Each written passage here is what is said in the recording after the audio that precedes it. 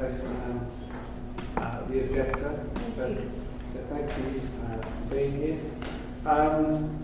The officers that are supporting myself as chair for this meeting is Russell Chick, planning team leader, Sarah Wilkinson, planning team leader, Ben Gard, legal advisor, and Marie Bartlett as committee clerk. We also have the presence of Councillor Paul Fuller, who's cabinet member for planning and housing there. There are no fire drills during this meeting. If you hear the fire alarm sound, please treat it as a real emergency and evacuate the building via the nearest safe escape route. The nearest escape route is via the signposted set of stairs to your left as you leave the council chamber or public gallery. Exit via the door at the back of the building, walk across the inner car park around the building to the evacuation point, which is the pavement opposite the police station. The lifts can't be used in the event of an emergency. Please don't re-enter the building until you're advised it's safe to do so by a council member or staff. I do request mobile phones are switched off or to mute. Request that no food is consumed during the meeting unless it is for a medical need. And I wish to remind the councillors that they cannot leave the council chamber during the presentation or debate on an application, and if they leave, they will be unable to vote on that application. I will add that obviously members tonight, that the members who actually went on the site visit are only able to vote on that. I remind members of the public that they are present purely to observe the process within that. Thanks. Just need to run through the lighting system, particularly for yourselves at the back, especially if you're not experienced. You should be able to see little traffic lights up there. Can you see those? Yes. Both? Yeah. When you are asked to speak, the green light will display. And when you have 30 seconds left, the amber light will display. And when the red light displays, I will stop you talking. But I'll give you a few moments if you're in the sentence. This is to ensure that all parties receive the same amount of time and that the process is seen to be fair. Thank you. I will now move to the agenda. 1 minute, which are pages 3 to 8 in your pack. To confirm as a true record the minutes of the meeting held on the 21st of June 2021. Do I have a proposer? Councillor Brady, thank you. Do I have a seconder? Councillor Oliver. Do we agree? Minutes, thank you. We agree. I will sign them.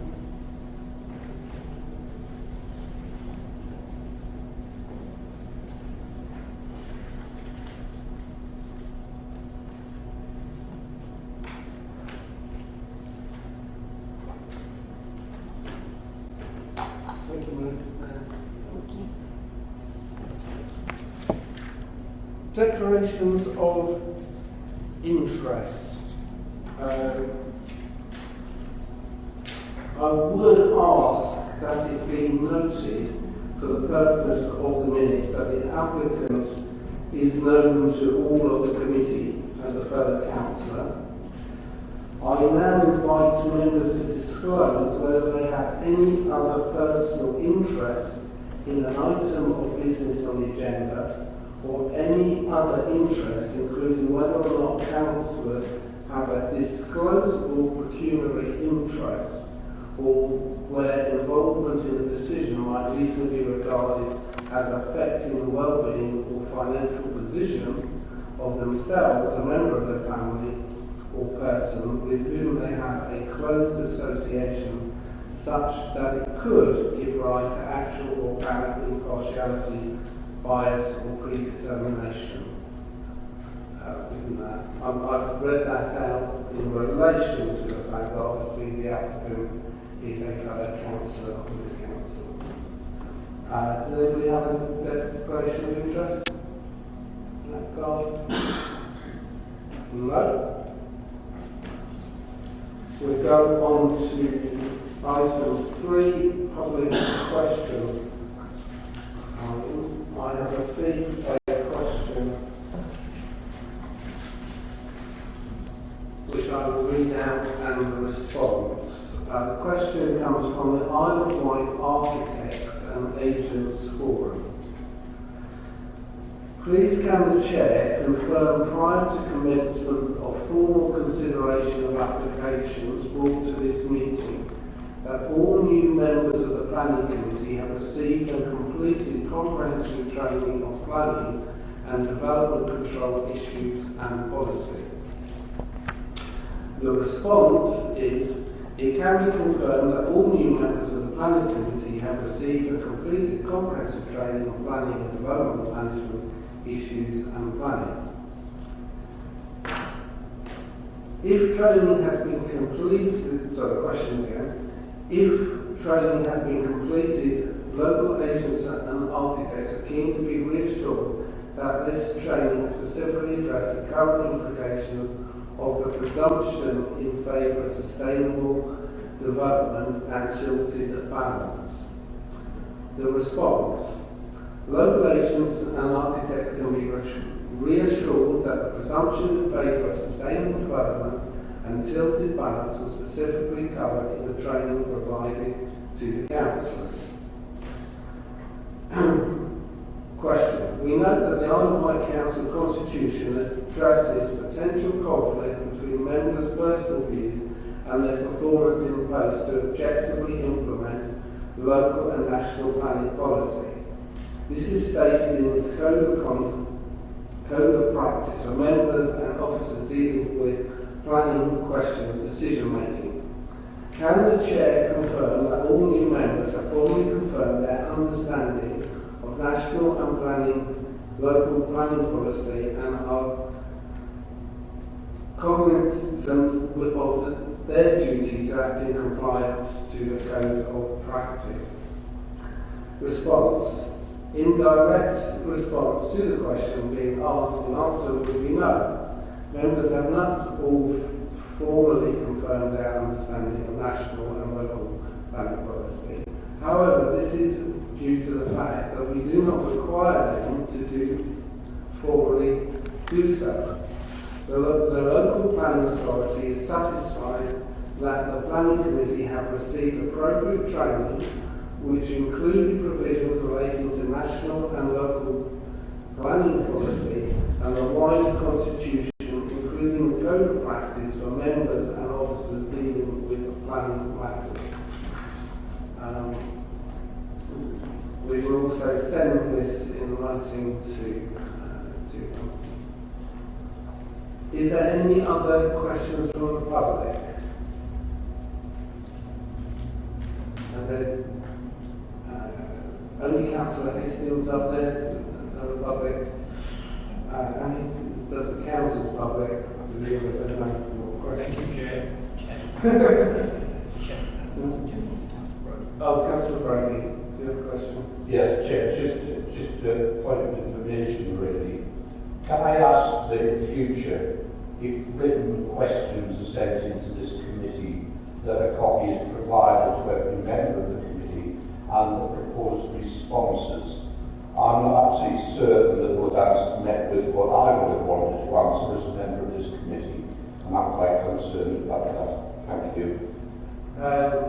Councillor Brady, I did believe, I thought that they were on your desk in front of you. So if we can note that is the case in the future. Thank you.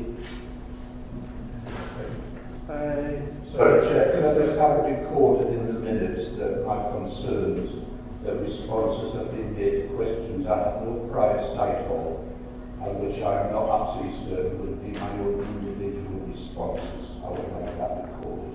Thank you. Yes, we can record that.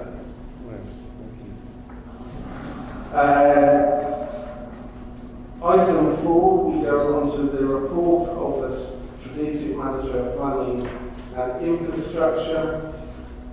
The planning application that we have in the report is reference number 20-01989-2.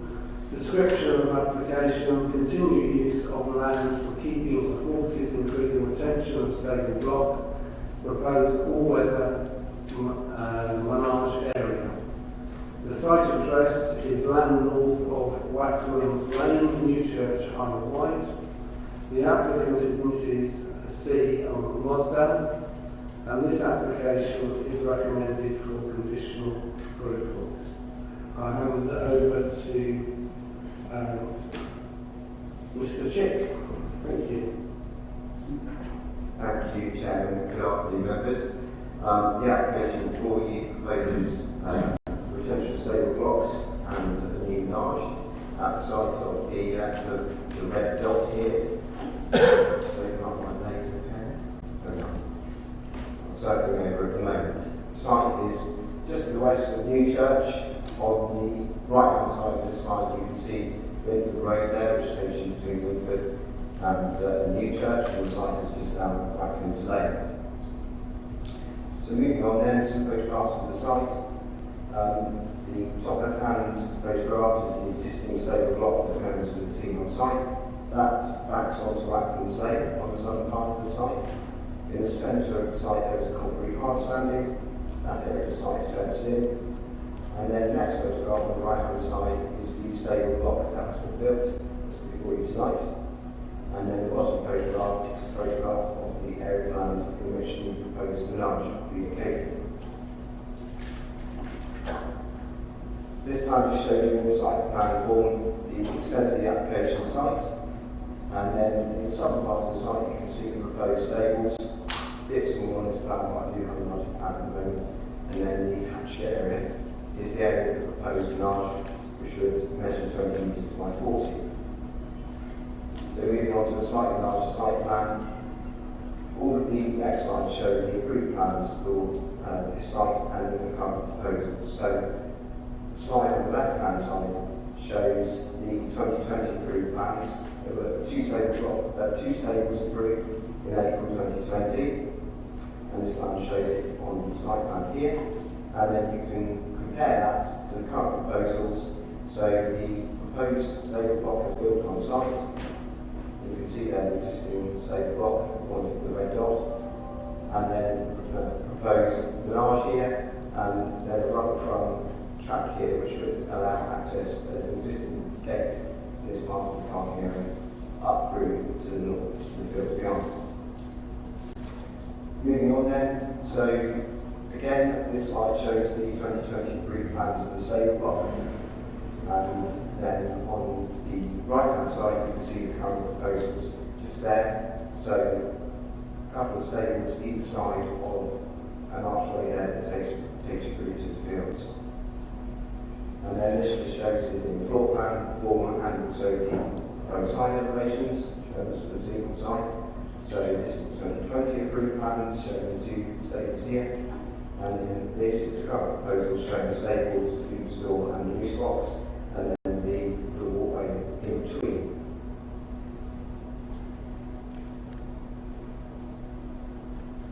And this plan, again, is just showing you the all-weather menage, but that also shows the cross-section of the site.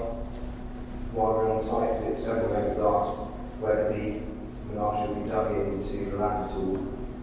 The land does slope from east to west, but the agent has confirmed to me that there will be no digging in, so that there won't be an attempt to level the floor area with that menage, and so there will be no retaining walls around it. Instead, the menage will be at land level. It will be initially dug down about 20 centimetres and have a chalk subbase, and then rubber front goes on top, but that will remain level with the existing land levels. So the application is recommended for approval subject to the conditions within the report. Thank you. Thank you. we'll go on to the speakers. The first speaker is Mr. David Long, who is the agent for the applicant. David, you have 5 minutes.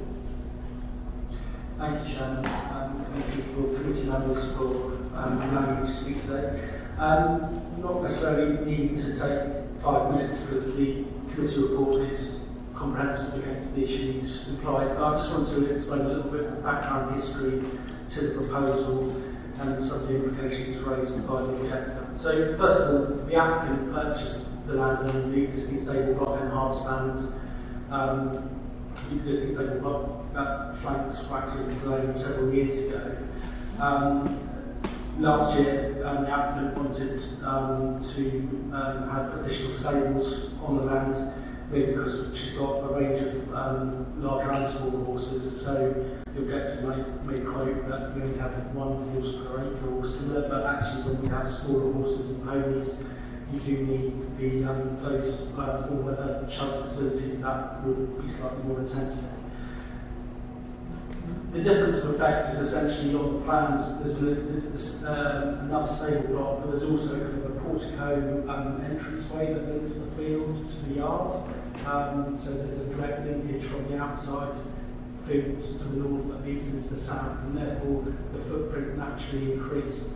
Interestingly, when the building was being constructed with the contractor, the moment that it was in process, she contacted me to say immediately that she wanted to regularise this application straight away. It wasn't bothered by the fact that enforcement complained or the neighbours have objected to the size or visual impact or similar. It was a pure desire and motivation to regularise it as soon as possible. That's the right thing to do. So turning on to the all-weather turnout paddock, there is a black crumb, in our view slightly more appropriate than a sand colour. The size of the turnout paddock is slightly smaller than the neighbouring objector's turnout paddock. And it would seem the main kind of bone of contention with the objector is about drainage. The beneficial thing with turnout paddocks or sandstalls, they are permeable, they don't hold water. The reason that they wick away water is because they are an all-weather turnout product. By its name, you can go out winter and they're dry because it permeates. You don't want standing water. And indeed, the applicant, when purchasing the land, put in a safe network on the site boundary to help with water. One of the objective concerns is about the water filtering from the applicant's land onto their land. I would suggest that the actual water is a general hydrological issue given the topography of the wider site and the wider landscape. It's a big landscape that drains downhill. Water doesn't flow uphill, it flows downhill and it catches from a much wider area. So to pinpoint a water issue on this specific proposal would seem slightly disingenuous against the actual real-life implications of how water flows. I'm not sure whether the objectors put their own Sequoia network in to solve their own issues, or where it is an issue, but some of the considerations are outlined within the officer's report. So ultimately then it looks at the visual impact or the amenity of the area, the consequences of the approved versus the proposed, fairly negligible in effect, and one that in our view doesn't create demonstrable harm. So I urge members to kind of follow the officer's report, look at the difference of effect, which are negligible, and against the proposed, and against those considered within the planning policies, and urge members to approve the application. Thank you, Chairman. Thank you. We now go to Charlotte Sylvester, speaking on behalf of Jason O'Donnell. to start? The following is a short statement written by my husband Jason O'Donnell, which is being released to the local press as I speak. Home development. Councillor Mosdale's new stable block is nearly twice as big as her plan allows. Councillor Mosdale has argued that she had to build it bigger due to land level issues. As it is built on a level concrete slab, she could have built it to her planning by making the slab the correct size. The stables are all full-size horse stables, and she currently has 5 animals, but spare stabling for more. In fact, as her storage units have split stable doors, she has the potential for 8 stables, leaving ample ancillary storage in a large hay barn, shipping container, and a large extension to her 2016 stable block. The large menage she plans to build will eat into her available grazing.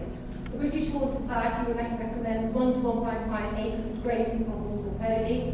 The DEFRA Code of Practice for the Welfare of Horses, Ponies, Donkeys and their hybrids states that for horses and ponies between 1.25 and 2.5 acres will be required depending on supplementary feeding. Councils up and down the country base their equine planning on these ratios. It ensures no overdevelopment that can lead to welfare issues. For these reasons, it is overdevelopment, and the government agrees with me. As you all saw last Friday, she has no grazing left. The built environment will be half an acre, as stated by her agent. The site is only 4 acres, so can clearly not support this construction. Drainage. There is no mention anywhere for proper drainage of the menage. Councillor Mosdell's agent, under Without Prejudice, stated it was to be made from chalk and rubber that would provide natural drainage. He neglects to say that chalk will be consolidated by compaction. The planning officer in their recommendation for this states it will be made of rubber and provides natural drainage. You cannot just enclose some rubber to make a menage. Normally, 200mm of consolidated stone is topped with 100mm of chopped rubber, sand or bark. In Councillor Mosdell's case, it is to be compacted chalk topped with chopped rubber. Compacted chalk is not water permeable, so will produce runoff. The planning officer is well aware of this fact and is well aware I am not responsible for her unnatural water runoff. This is misdirection by the planning officer. The officer has form on this, as they state that the car park that you all stood on to the west of and downhill of her stables would provide natural drainage. Yet, as you can see, it is made of compacted material that is impervious to water. Again, misdirection by the planning officer. Councillor Mosdell has stated that she's going to fund the menage. Nonsense. If so, the water would have nowhere to go except by evaporation. But she would boast the island's biggest paddling pool for all her grandchildren to enjoy. So there is no drainage planned, and it is right on my border. Drainage and a drainage plan must be provided if you are to approve this. However, she has nowhere to drain this water, as she chose not to take our generous offer of allowing a soakaway at our border. Drainage for her stables was put in February 2021 and not, as she stated, in June 2020. You should note the soakaway was only put in under pressure from myself. I cannot see how she could get water pipe from the menage to a new soakaway due to the difference in levels. If you are to pass this, you will condemn us in perpetuity to her runoff and flooding in heavy or prolonged rainfall. Unless, of course, we spend our hard-earned money on a French drain at the border and pipe it to our yard drainage, some distance away. Do you think she should provide the drainage or I? So finally, the misdirection the planning officer has made twice, and the comment about when drainage was installed by Councillor Mosdell are all, let us face it, lies. Are you going to let it lie? I think the planning officer should consider their position, and Claire Mosdell, as my local councillor, should too. On a personal note, from myself, our land is our only pension, and this whole matter has been utterly heartbreaking. Thank you. Thank you.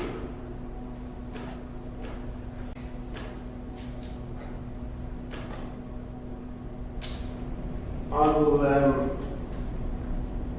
open it up for questions for members, but I just would like to point out the email that I sent you and printed out a copy of that is in front of you. In regards to concerns the members raised, in regards to retrospective planning applications and also the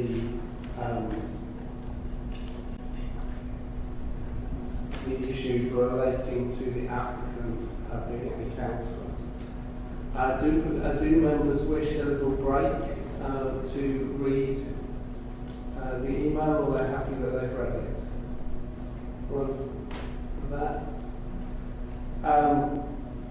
I think it's important to point out that we should focus on this retrospective planning application. It is not the concern of this committee regarding any breach or alleged breach of code of conduct. That is would be dealt through by the monitoring officer. I think that is important to know, and you've obviously got the details of that in front of you. Do I have any questions of members for the Office of the Report? Councillor John. Could I ask the planning team leader to pull back the pictures which he had earlier, please, of the stable block in Access? Correct me if I'm wrong, but one of the planning restraints on this is no caravan, is that correct? Yes, one of the recommended conditions, and also conditions in 2020, is there should be no caravans on site. It was just I noticed that in 2 of the 3 photographs there is, well, what I would probably describe as a caravan. It needs to collapsible, right?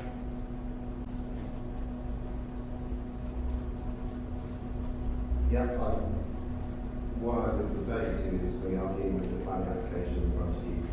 Propose to keep that caravan and change the conditions. So if there are breaches in plan control on the site, planning enforcement team can look into it if we receive a complaint. Right. The second question is regarding the southern stable block. Can you give me an idea of when that top left-hand picture was taken?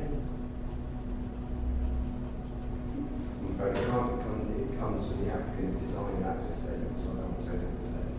While we were on site, I noticed that there had been an extension to the southern stable block to the rear. Is that rear extension of the southern stable block to be included in this application, or is it an omission or something else? It's not included in this planning application, no. Planning authority have looked into it. It was a complaint going to the planning authority. It's a small structure to the rear of the stable block. We assess it in terms of expediency, according to our enforcement policy. Can't be seen from anywhere at the site.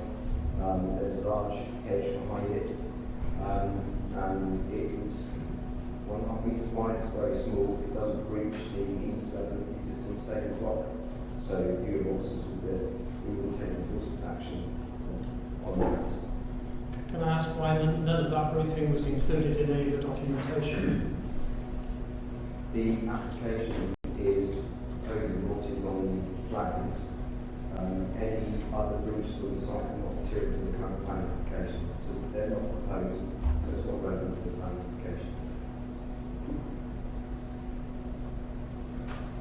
Can I just point out, because I know your hand was up, I can't... I understand, sorry, I appreciate that, I realise that. So You've had your 5 minutes. No, of course, I totally understand. Thank you. Totally. Councillor Bradley. Thank you, Chair.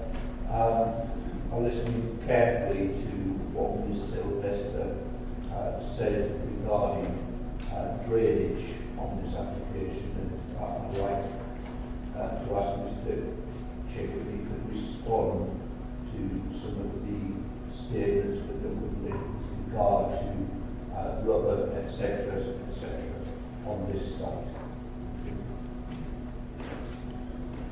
Mr Chick. Thank you, Councillor. Yeah, so in terms of drainage, it's unusual for the planning authority to put on drainage condition for an all weather turnout. The reason, well, particularly in this area, if we're looking at an area that's underlain by clay, then certainly we'd be looking at that. But this area of the island is underlain generally by sand, it's very through draining. That's why a lot of land in this area is high agricultural value, because it's through draining. And so this site has good porosity. So even in situations where rain did run from this, we expect it to soak into the land naturally quite well. We do understand that the marsh will be underlain by chalk. It's not true to say that it doesn't have a property units we have, it still has some. We wouldn't expect a marsh such as this to result in such a high level of runoff that it would cause, in particular, issues to neighbouring properties. One thing to be remembered is that, as I said, it will be cut into the land, it will retain existing land levels. The rubber crumb will be surrounded by existing soil, so there will be an element of the water that will drain into the soil that's around those rubber crumbs as well. So we wouldn't expect it to cause excessive water runoff, or it certainly wouldn't speed up the runoff in this area compared to natural levels. So it would be unusual for us to recommend a condition, but obviously members, if we found it was something that was an overriding issue, then a drainage condition could be applied. One other comment that was made is about the parking area, but of course the parking area isn't being applied for through this planning application. The previous consent of this scheme also didn't require drainage, and so how that parking area drains is not really material, so it didn't reach planning control. Councillor Brady, do you want to ask a third question? Are you happy with that? Councillor Christensen. Yes, I would just like to comment that we are only here today because the applicant is a councillor. I'm sure none of us likes being put in this position by one of our own. The applicant was aware of the rules. We made very bad judgment considering the position. Councillors sign up to represent their community and should do so to the best and lead by example. There are costs incurred for the council, not only financial, but also damaging to the public image from this application regardless of the decision. I think that's noted. Thank you. Do I have any other questions specifically? Councillor Adams. I agree with what Claire's just said, and getting back to what Jack said earlier, I'd also have concerns with the drainage because of the objectives concerns, which I think are valid, and I believe, if nothing else, we should have something put in there, condition put on the So drainage. do you have a specific question? Because we'll go on to debating in a moment. Councillor Garman. Do you know how much the compacted chalk will reduce the absorption rate of water from the Menage for an 800 square metre area? No, we don't. No. You haven't made any calculation as to what that would We cost? wouldn't normally make calculations on that occasion in this nature. So, because of the prosperity of the area and also how these garages normally work in terms of drainage, we wouldn't normally ask for that kind of information. Have you looked at any of the other Menages which have been built of a similar construction and have been subject to other planning considerations? For example, the one issued in July 2000 by Kent. By who, sorry? In Kent. I can give you the details later if you want. Well, I mean, what I would say is firstly, every application has to be judged on its own merits. And I'm not aware of other plans to be made by other authorities to the Menages.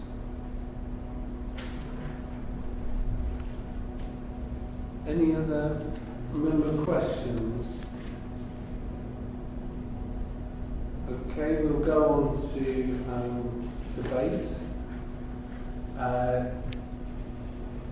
Is there any member that wishes to make a proposal?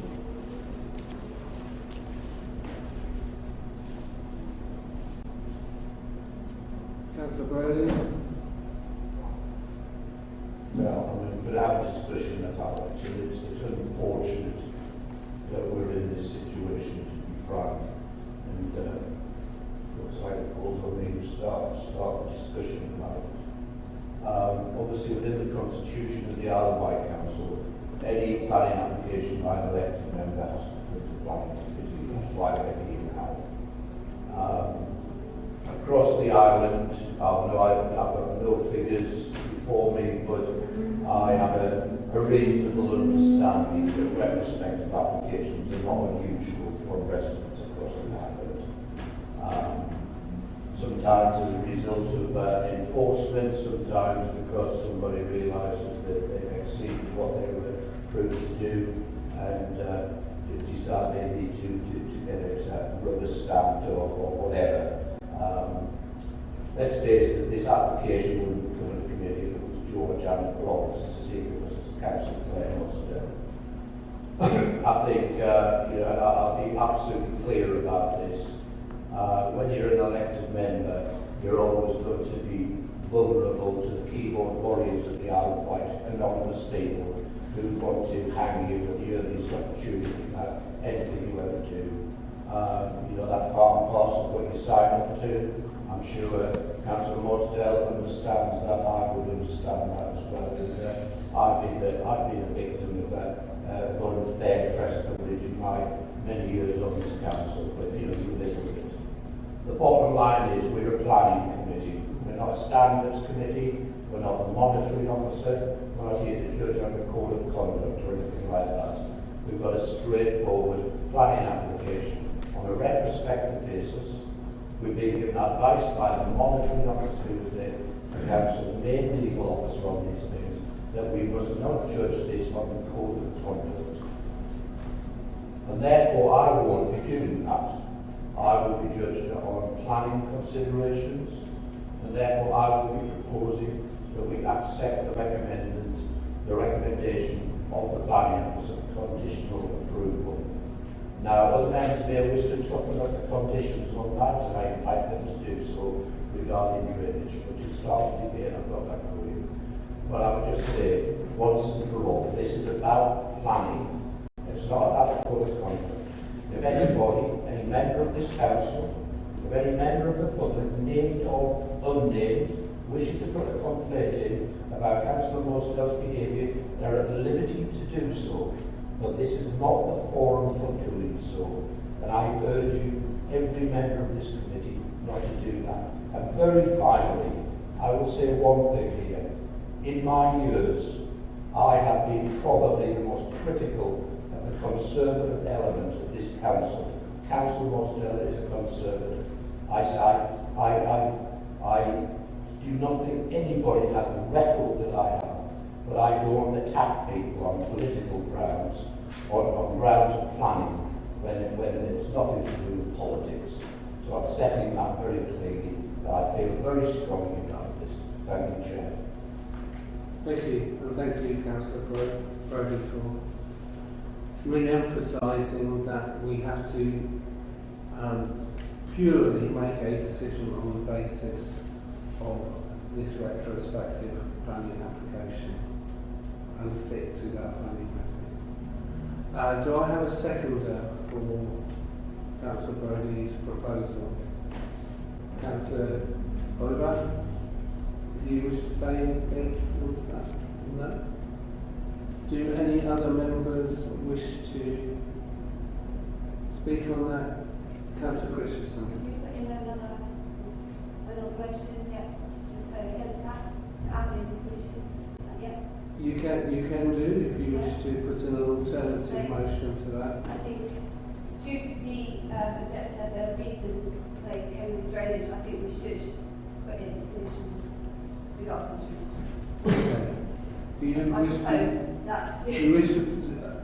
Councillor Brody did actually say that if members wanted to toughen the conditions, right, regarding that, and that's what you're proposing. Yes, I am. So in a sense, we would say it's an amendment to the proposal to put in conditions. Yes? Would you have a seconder for that? Councillor Adams?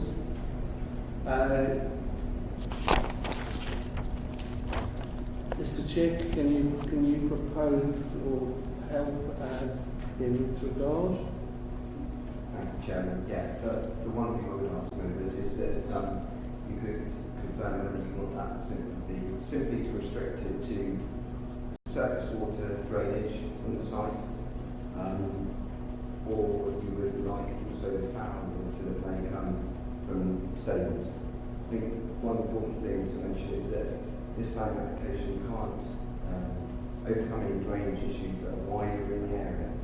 It can only be related to what's being proposed, so to the actual menage and stable block. But it would be helpful to know if the condition officer's right after this would relate to whether surface and foul water or simply surface water drainage. So, Councillor Jarman. Can I I assist a little bit perhaps in this one? I'd like to echo the last motion, but perhaps a little bit of detail to it, which is that we include in the approval that prior to it being formalised, that there is a proven mechanism for capturing and disposal of both foul water and of proving that the 800 square metre compacted managed area will not aggravate any existing runoff situation. Are you happy with that, Councillor Christensen? Yes, thank you. Can we clarify the wording on that? Do you need some time, Mr. Chair, for that? Thank you, Chairman. I'll find your condition and read it out to you in a moment, if that's okay. Should we have a break? Yeah, give me 5 minutes and I'll find your condition. Just going to have a break for 5 minutes so that Mr. Chair can get the exact wording so we can clarify that to you. Is that okay? So take this as a comfort break. Thank you.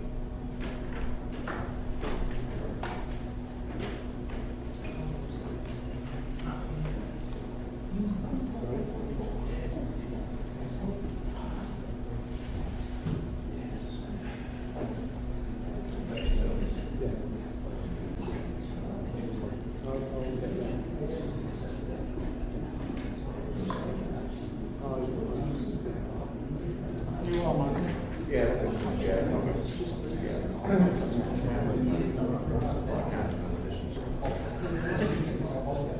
Too much sitting down today.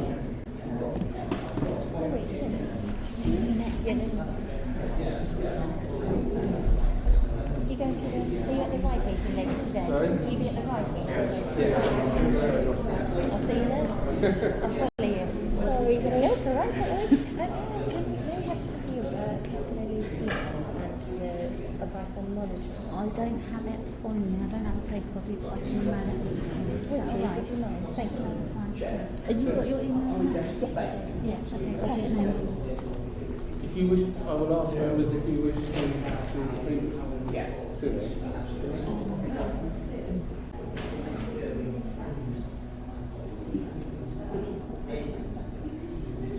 Chair, So I couldn't see. Can you please not? Can the press? Please, can you actually sit down? We're not meant to.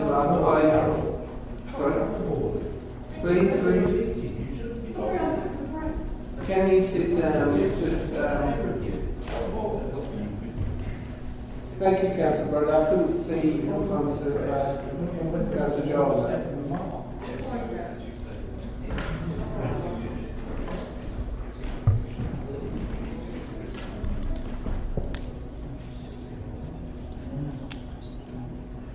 Yeah. Thank you for pointing that Because I out. have to.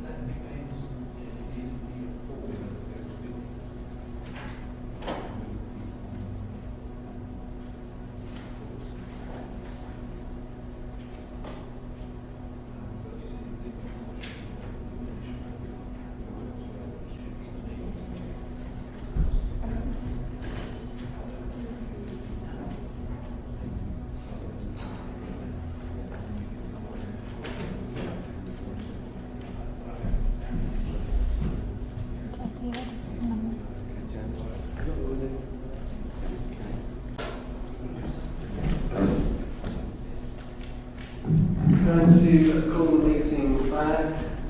Let's give time for members to get some water.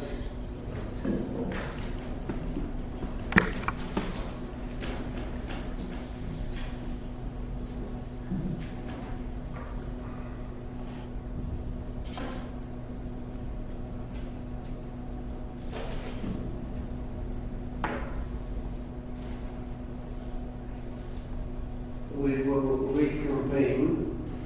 I will actually say that in future, just to point out that if we have a break, this is not necessarily for members and members of the press to move around and specifically asking something through the clock. So can we make sure that that doesn't happen again? Thank you. Councillor Brody, going to ask that once we've got clarification of the proposed, would you consider your motion with that condition aligned with it, if you're happy with the wording? Well, that would be the normal practice. I did say when I formally proposed acceptance of the officer's recommendation, that he invited people to put in amendments for stronger conditions on drainage. Let's hear what the officers have covered. I'll give the Madam Chair. Thank you. Thank you. Mr. Chick. Thank you, Chairman. So I put together a condition that could be easy members. It would go as prior to the construction of the Menage hereby approve details of drainage scheme for foul and surface water which will be submitted to and agreed in writing by the local planning authority.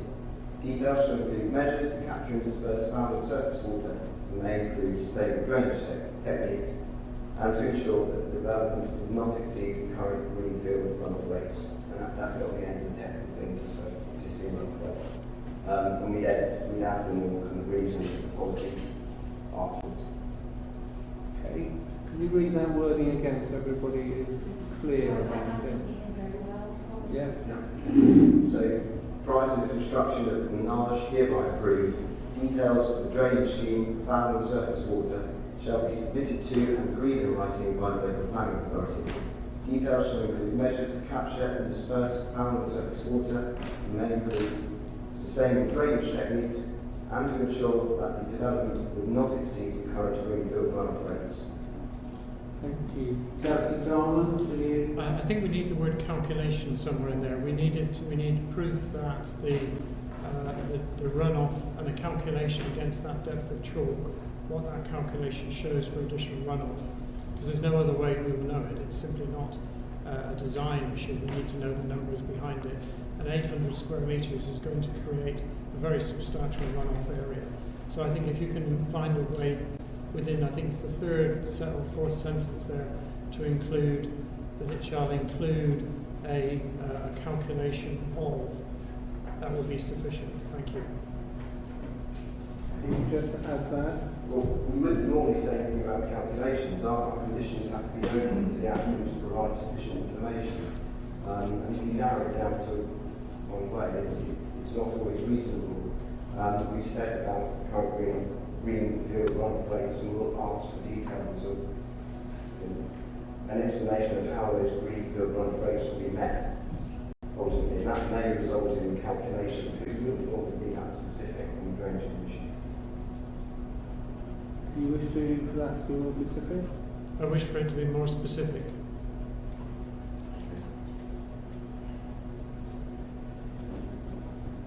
Do you need further time? I can just add the 3 words and then read it to you. That's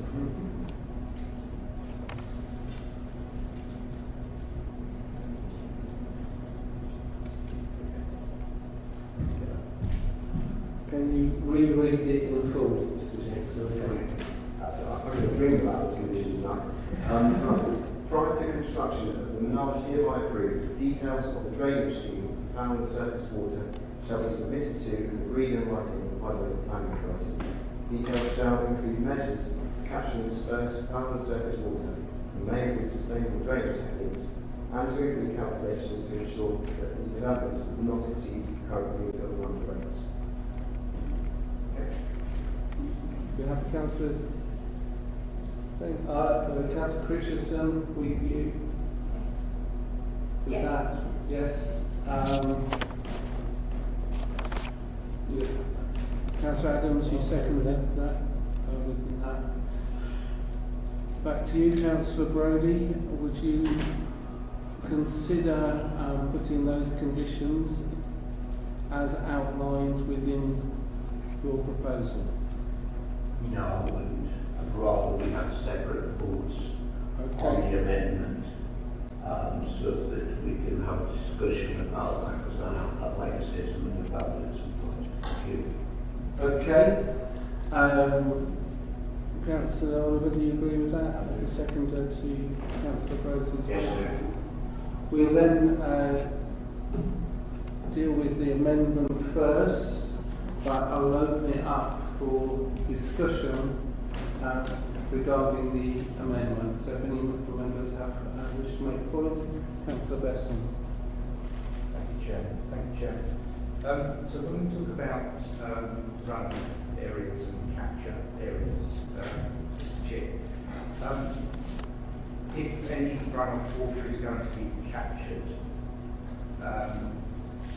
where would that proposed captured water go?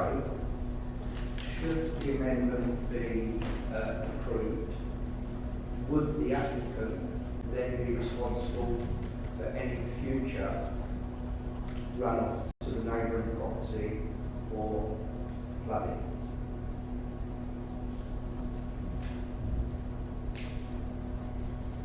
Mr. Ship? We're writing down the questions to make sure you're right. In terms of where the water will go, that will depend on the calculations ultimately and the information you get. The standard practice, for example, if we were looking at car parking area in a residential development, if it was an area such as this where there was a pretty good crossing, what would normally happen would be some form of crate would be underneath that parking area. So there's examples such as ourselves where a very strong crate system effectively, the water can go and sit in those crates once it's percolated through, and it can drain away naturally when the water table then drops after the rainfall, if it needs to drop that in. So there are potential solutions where the water would go.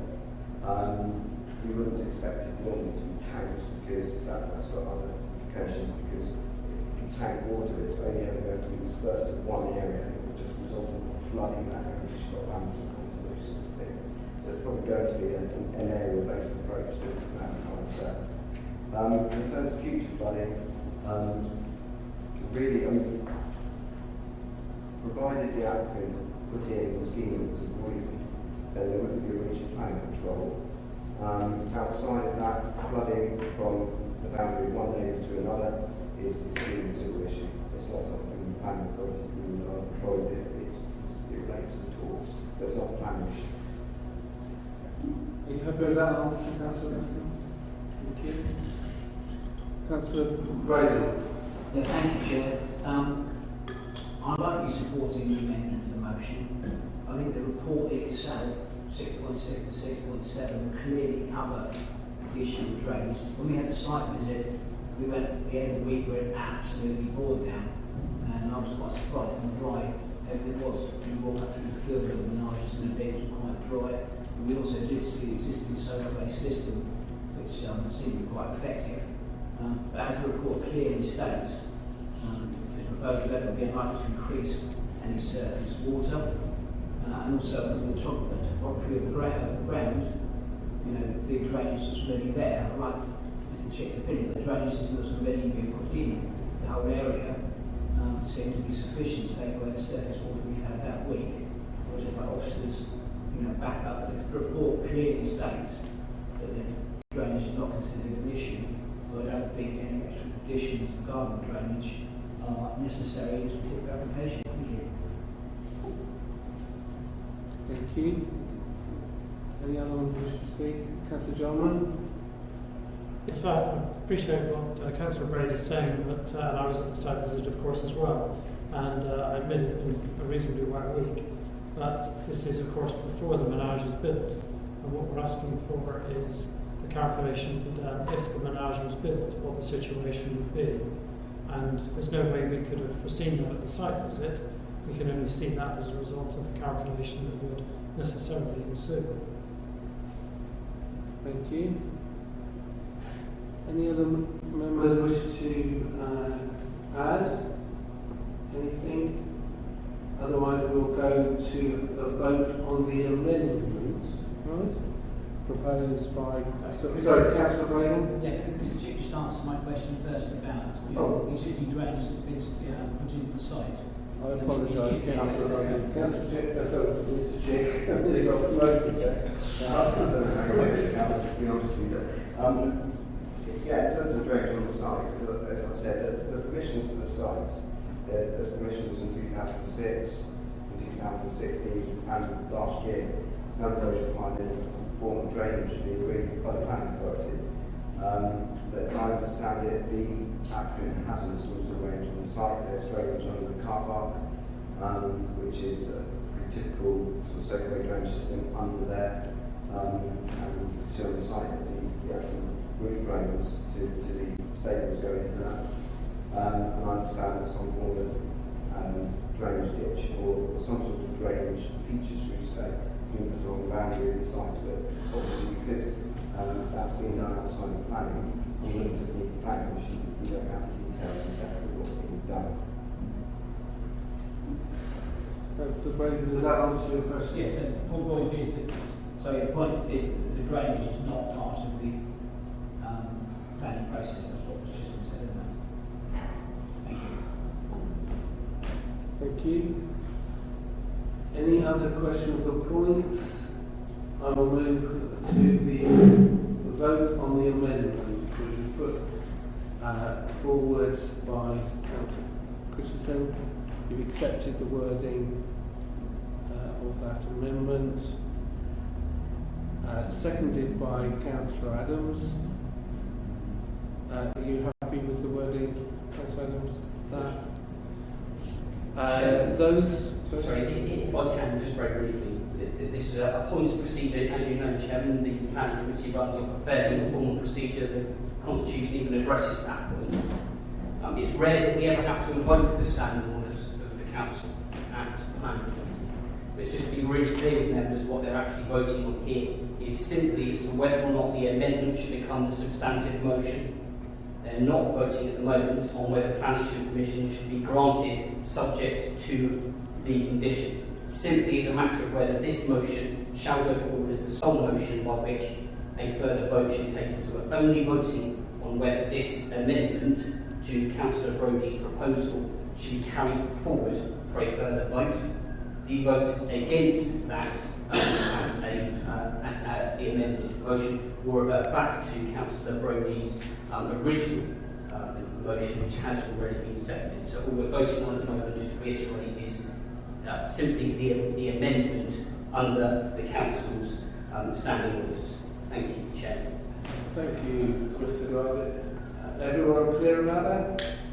And also clear about the wording from Mr. Chick regarding that? Okay, can I have those for the amendment? 1, 2, 3, 4, 5, 6. Those against the amendment? 1, 2, 3. And any abstentions? None. The amendment, the amendment actually stands. We're going, sorry? You can choose to put that to the vote now for further discussion. Do members want further discussion about this, or we'll put straight to the vote? Councillor Brody? Yeah, I think it's just worth reminding ourselves where we are here. I think it was important that we had a vote on that amendment, which I got a little like the middle of but on balance, I think it was important to toughen up the conditions around drainage. But it's still important to remember that, you know, I'm just stressing again that this is not a code of conduct area or anything like that. It is about retrospective planning applications, tougher conditions that were recommended. And I will be supporting the motion that I proposed as amended by Councillor Richardson. Thank you. Does your seconder, Councillor Oliver, wish to say anything? No, I don't support the application as it is. The green runoff area, as far as I was concerned, was sufficient, and I had a calculation in on top of that, so I will not be supporting it. Well, it is part of the amendment is now part of the substantive proposal from Council. So do you still second it? No, I withdraw the second. Chair, I think we're a little lost there. An amended motion becomes the property of the person who proposed the amendment. So the motion is now in the hands of Councillor Richardson, as seconded by Councillor Adams. Yeah. Always pleased to help in with constitutional issues. Thank you very much, Councillor Burley. Therefore, the motion is with Councillor Richardson and seconded by Councillor Adams. Can we have a vote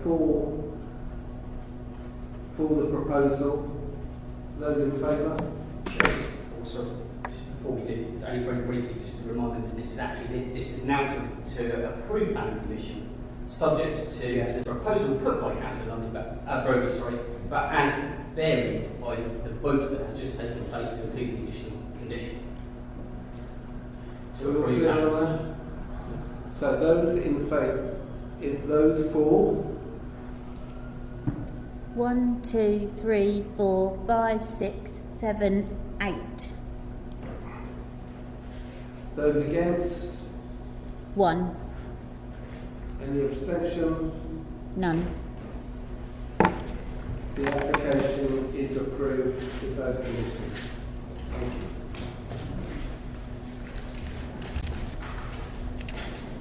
you. We go on to item 5, which is urgent business. It's basically for members to discuss or hopefully agree to the planning committee dates. I apologise to members that there have been some variety of changes of dates, obviously sent to everyone, and it was felt that it's important just to put it on this agenda so that we can, at this meeting, just clarify those dates. You've got the dates in front of you. The meetings will in the autumn be going to monthly. That is to help with the backlog of applications that are being dealt with by planning officers at this current time. And we have to put into context the difficulty of working through the COVID period and a substantial increase in applications. Yes, you're very welcome. Thank you.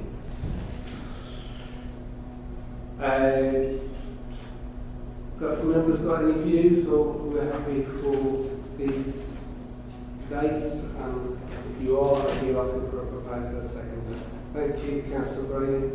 Yeah, I'll propose those, and I see we'll get appropriate diary invites and cancellations and pupils. I'll propose those dates. Thank you. Do I have a seconder? Councillor Christensen. Can we have a vote on the 1, 2, 3, 4, 5, 6, 7, 8, 9, 10, 11. Okay, so we have a substantial agreement of the dates, which is really good. We'll go on to members' questions. Question time. I have one written question from Councillor Quirk. Do you wish to present it?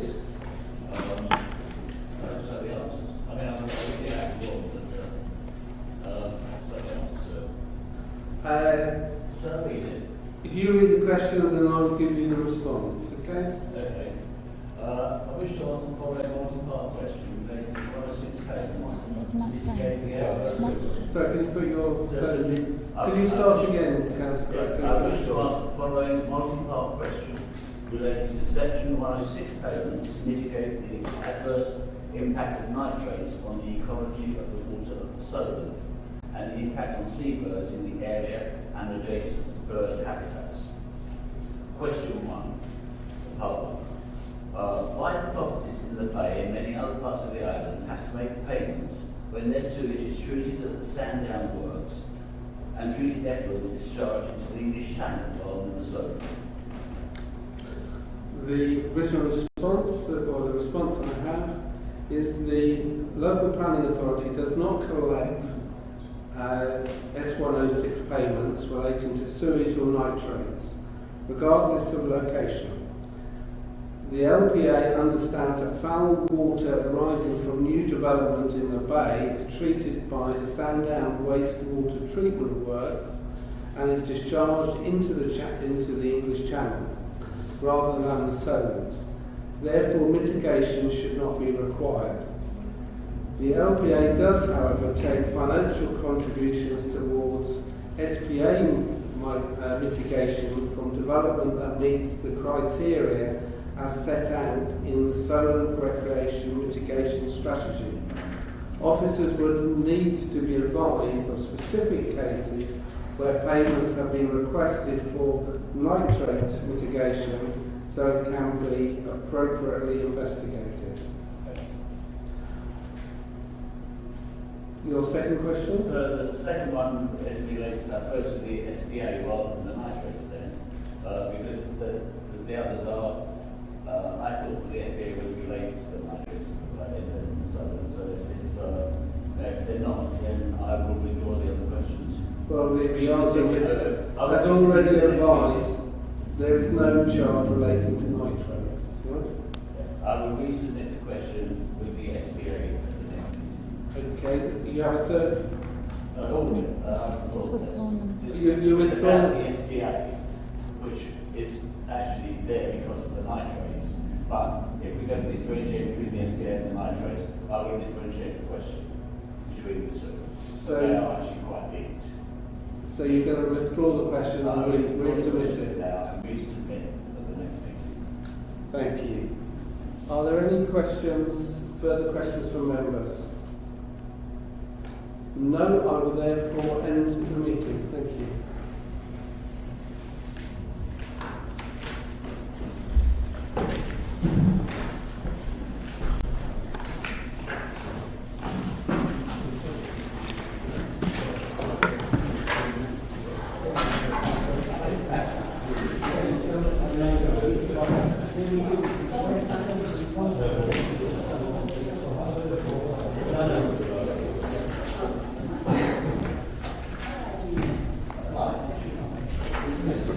Well done.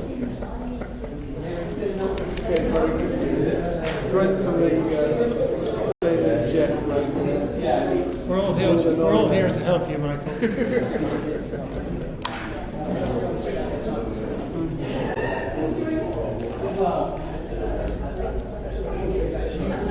Good.